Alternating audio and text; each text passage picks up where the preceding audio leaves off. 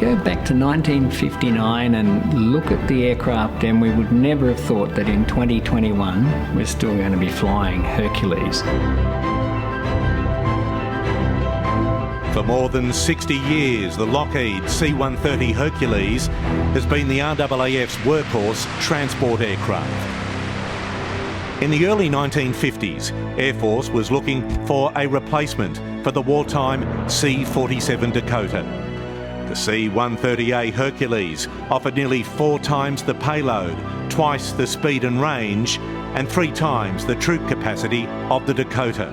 It was a transport capability revolution for the RAAF. The most startling thing was the rear cargo door and the ability to put all of your cargo on pallets, roll it in the back door and then roll it out. So we saved a huge amount of time for that aircraft on the ground.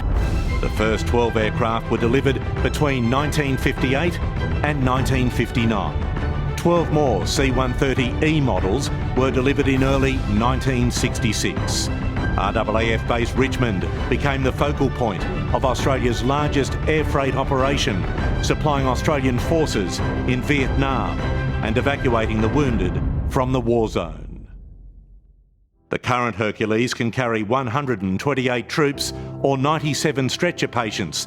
Hercules are often the first to deliver aid and emergency services and bring people to safety.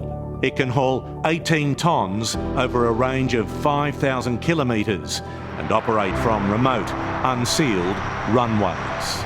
It's such a versatile aircraft in terms of its multi-roles. I mean, cargo, passengers, paratroops, medical evacuation, strange and outsized cargoes. It's just so versatile.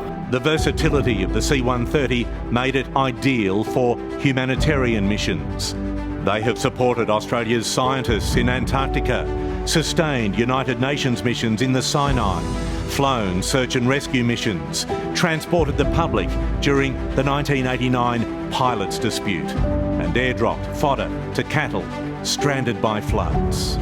And I think that the Herc has been, for me, a big humanitarian platform. Most of the missions I've done are supporting people in disasters or humanitarian work.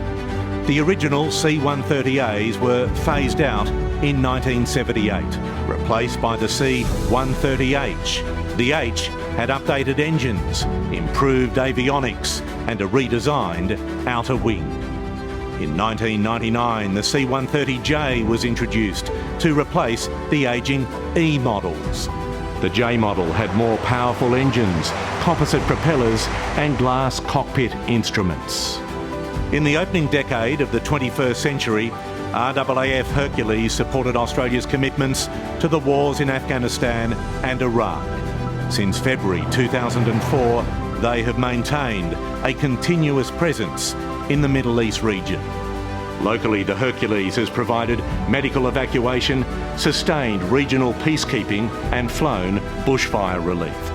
They've been a cornerstone of our response to regional disasters, including the 2004 Boxing Day tsunami and 2013's Typhoon Haiyan in the Philippines, evacuating thousands to safety. The C-130H fleet retired in 2012 after 34 years service. To date, Australia's A, E, H and J model Hercules have flown over 845,000 hours, accident-free, in some of the most challenging environments on Earth. The Hercules C-130J remains a critical tactical airlift capability, always ready to fly to rudimentary and remote airfields, deliver people and cargo where they're needed most, and safely bring them home again. Our legacy, when it's all said and done, humanitarian aid.